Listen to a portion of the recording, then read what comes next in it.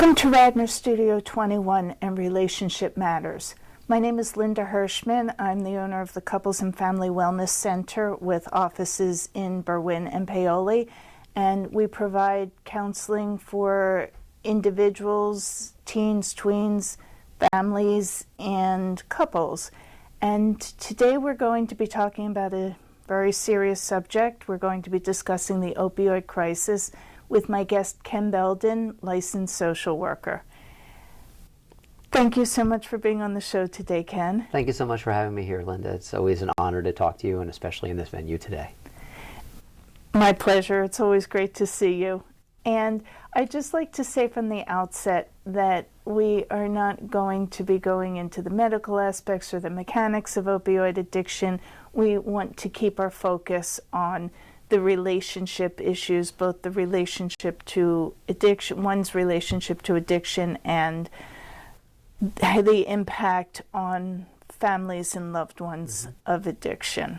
That makes sense. Yes, so maybe that's a different program, the mechanics. But anyway, Ken, tell us first of all a little bit about your work. So I'm actually new to the clinical social work field. I just became a licensed social worker and graduated not too long ago. I've got 20 years before that of counseling and working with people in kind of a psycho-spiritual way, if you will, in terms of congregational work. Ministry is my first profession. And while I maintain my ministry, I'm really moving into the clinical field. And the focus for me is on substance use disorders, and especially substance use disorders and co-arising mental health disorders as well too. I think that allows me and allows the clients more access to the different parts of who they are, not just looking at the substance use, the problematic substance use in isolation. Absolutely, and statistically, at least 50% of people who experience addiction experience co-occurring mental health issues too. Absolutely, that is the case. And so the way we talk about it is, how do you conceptualize? How do you understand how the situation arises for someone? I think if we're looking at just that one piece of who they are in isolation, it doesn't give us a fair representation of who the person is. It doesn't give the client permission enough access to get a broader view of who they are. And not just the co-arising, co-occurring mental health disorders, but also their strengths, their values, the fullness of who they are. And so I want to help create kind of the widest and safest container possible so that the opportunity for recovery and healing has the best opportunity to come about.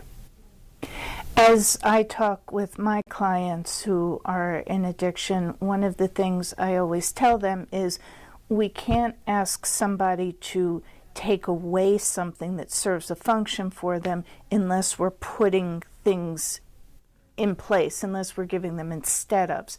And so I'm assuming that's one of the things you're talking about in terms of strength-based therapy. Absolutely, strength-based, knowing their values. We could be talking secular values, we could be talking spiritual. Who are they connected with in the community? Hopes and dreams. I mean, I think this is as important a facet of effective psychotherapy as is appropriate diagnosis and understanding what's not going well for the person.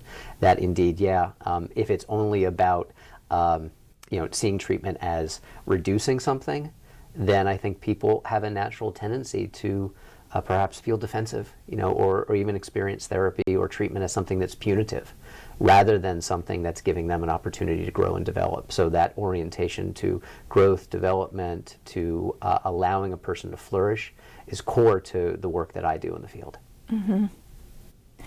And I have a little bit of familiarity with your personal background. You, I know, are open and willing to share it, so would you mind talking about that? Absolutely. I'm a person in long-term recovery myself. That means it has been coming up on 14 years since I've had a drink or a drug. And while that certainly serves as my orientation to this clinical work, it's not the only thing that allows me to do it. But it's really, I think, what gives me the heart to want to do this work is that I know my own struggles from the inside. And it's not just the struggles. I know that recovery is possible. And there's like 23 million of us in long-term recovery in America. It is not just possible. It's deeply actual for so many of us. And I've got qualifications, obviously, beyond my individual experience, but I never want to forget my individual experience as well, too, because like I said, that's where I find my heart for this work. Keeping it green. Absolutely. Beginner's Yes. mind, as we say as well, too. You know, we have today, I have today, this is the moment that we're awake and alive in. I also, using some of that language, kind of points to the fact that I integrate a lot of mindfulness and present moment awareness into treatment, recognizing that what has happened to us in the past is important, where we're going in the future is also vital, and the place that meets is in the present moment. And so building the skills and the awareness to be as awake and aware as we can in the moment, that's where the magic can happen. And there have been some news reports very recently, within the last week or two, about the opioid crisis, and that Pennsylvania has the highest opioid addiction problem in the country. Can you speak to that a little bit? Yeah. Why? Why us? I think the most recent numbers is that we're the third highest overdose death rate in the country. I think, as what I was reading, Washington Post has done a really eye-opening series on this. The Inquirer has done some really quality reporting on it as well, too, on their websites. You can find that. Why us? You know, when you talk to a whole bunch of different people, you get a whole bunch of different answers. So there's some associations and some correlations. Certainly what we're seeing in Philadelphia and in Pennsylvania overall is that the presence of fentanyl, you know, this highly powerful synthetic opiate, is absolutely one of the things that is driving the overdose rate and the overdose death rate. That is one of the associations as well, too. In the Washington Post article that I just referenced, one of the things that they're taking a look at, you can see on a map, like certain small towns in West Virginia, an area that's also been just devastated by the opioid addiction crisis.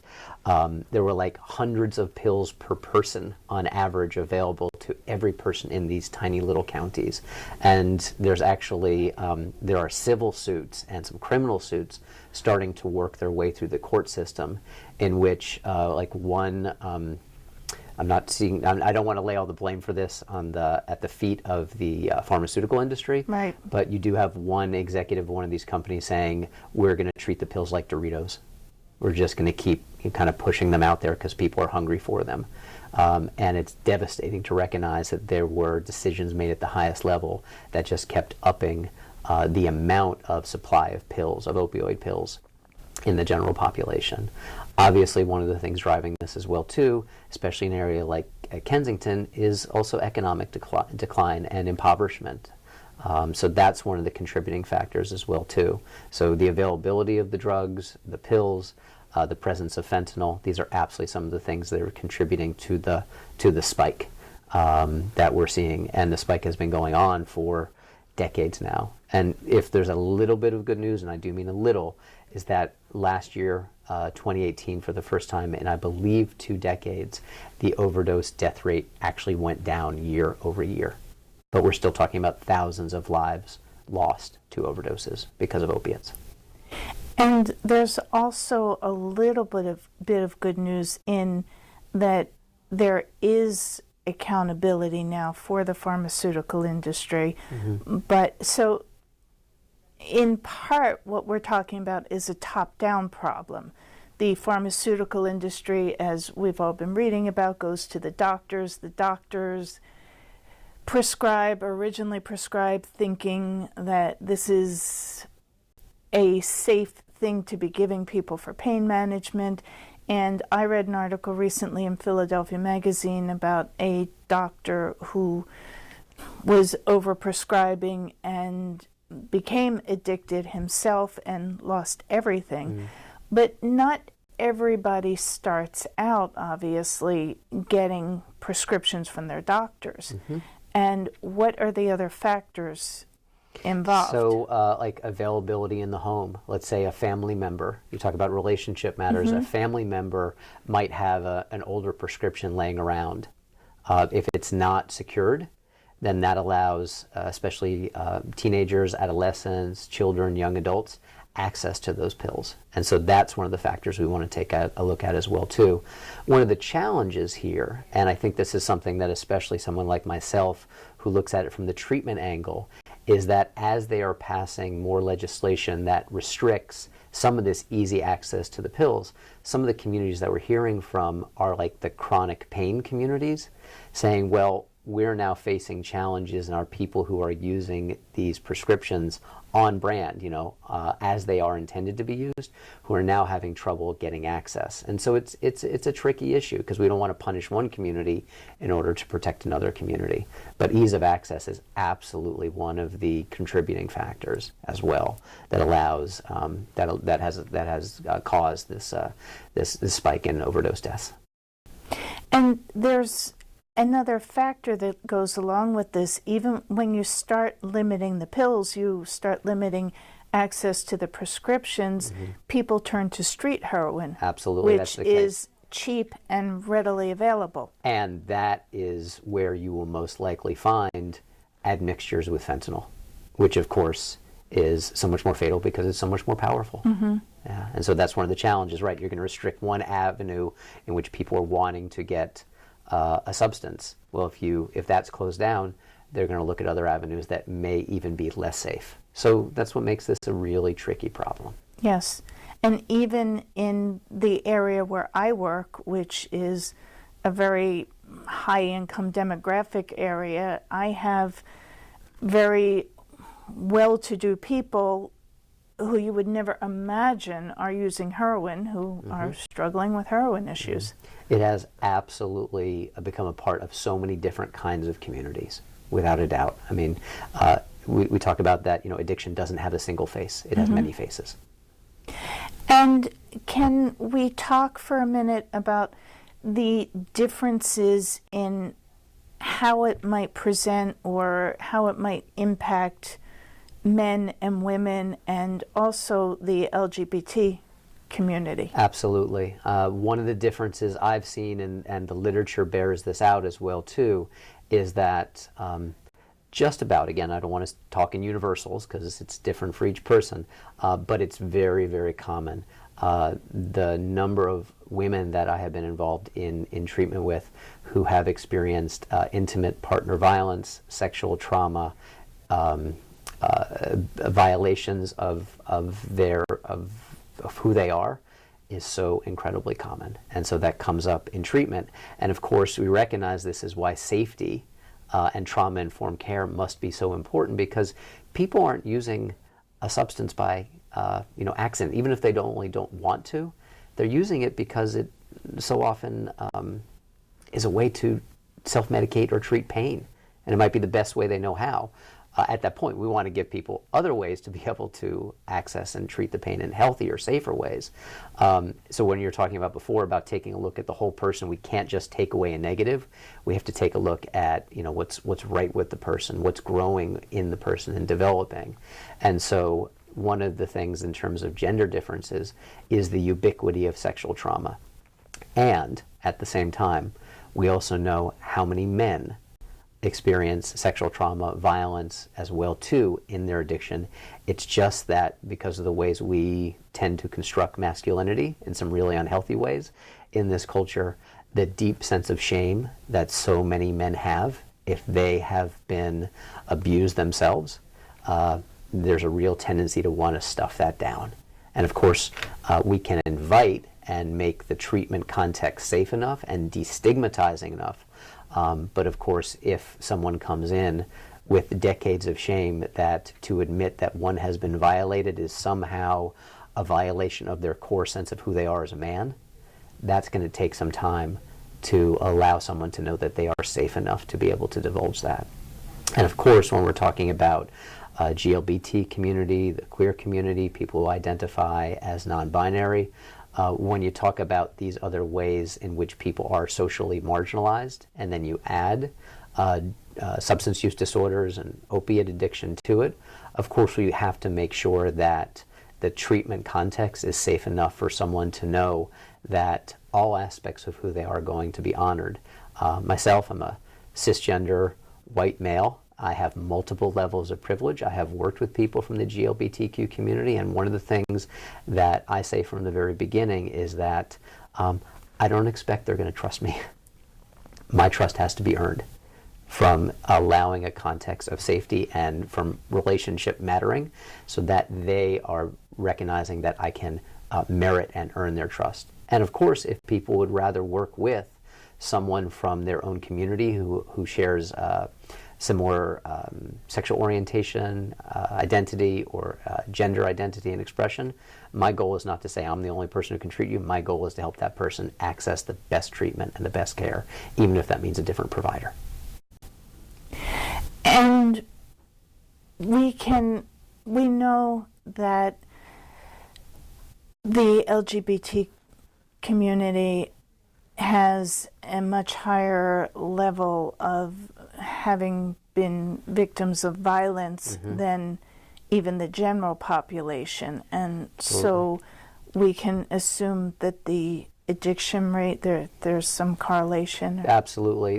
Again, the number of people in the GLBTQ community that I see both in the research literature and also in terms of my own professional experience to this point is that the experience and the history of trauma, again, sexual violence, interpersonal violence, being, this runs along a continuum, being neglected or marginalized within their families of origin. And so in terms of social supports, critically important as well too.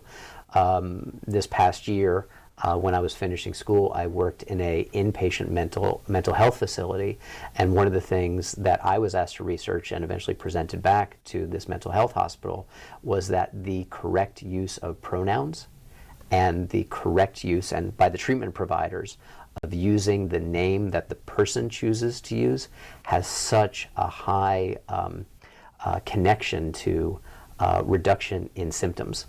If people do not feel safe, they're not going to be able to work on their treatment. And especially when we talk about working with people in the GLBTQ community who've experienced, as you were pointing to, such high levels of social marginalization, we must be aware of that if we really want to be of help to them. We have to recognize the specificity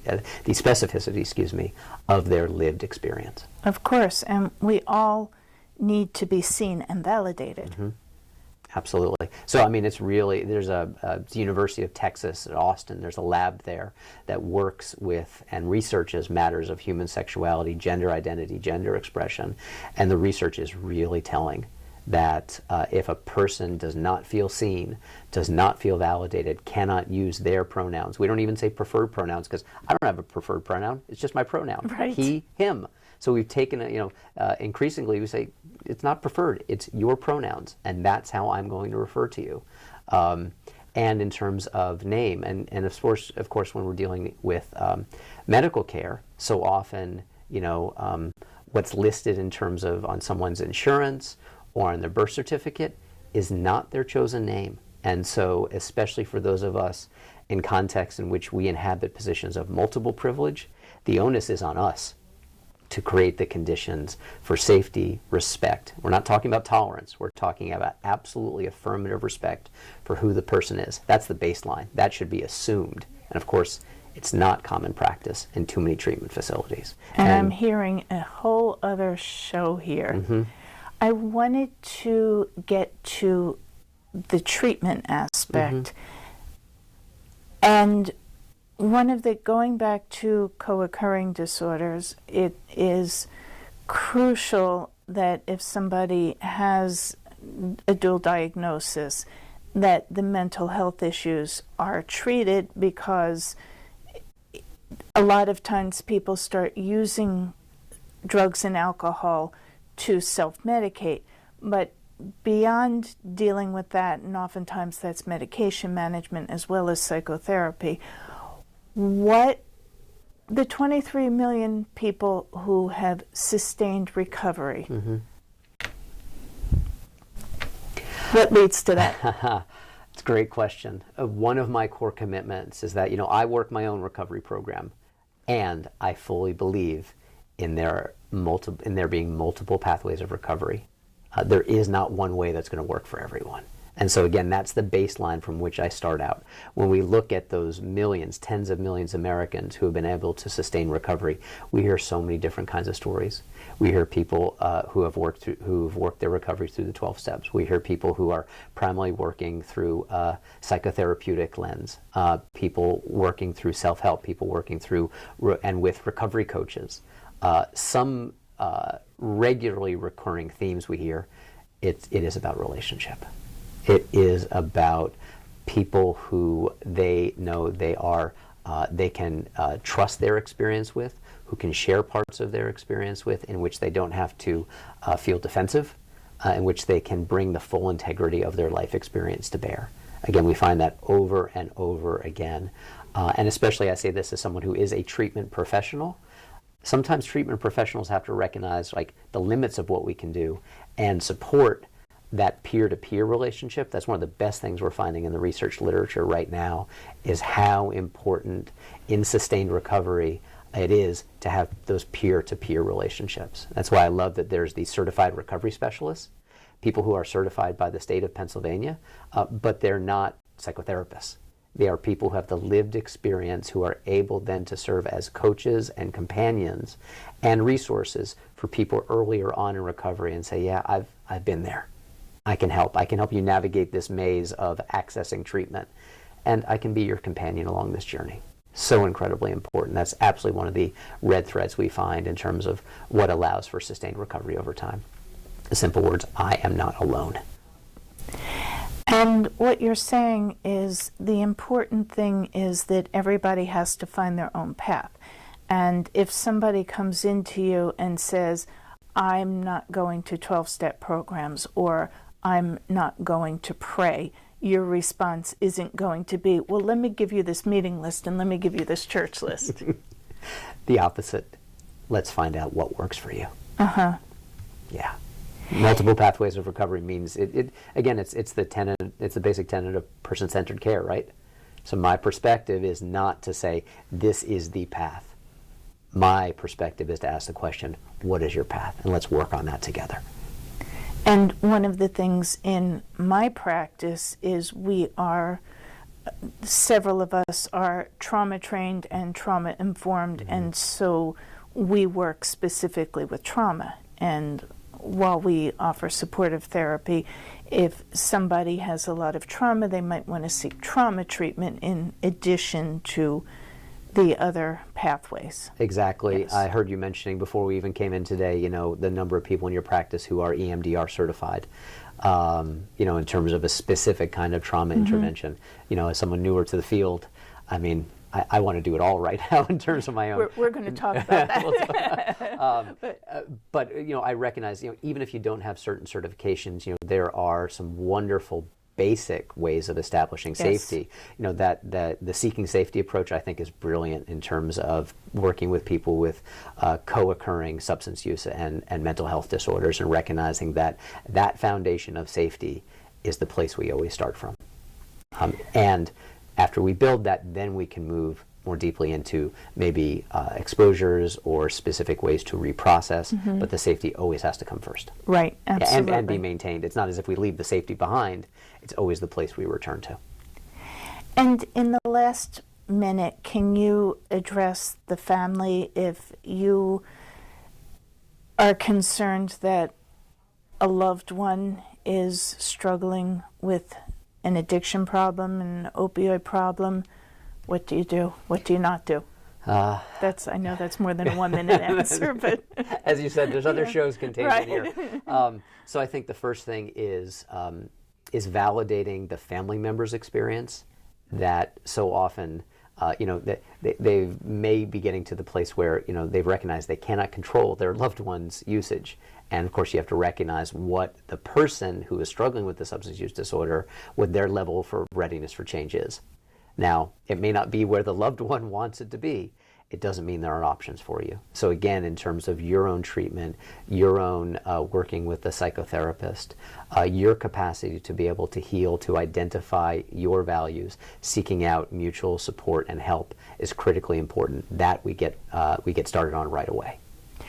And psychoeducation, I think, is really important for family members, understanding the addiction process, and also working with somebody who can help teach you the difference between supporting and enabling, and to help you with creating appropriate limits and consequences and boundaries, and at the same time supporting recovery behaviors. Absolutely. I think one of the biggest part of the psychoeducational process is just recognizing patterns.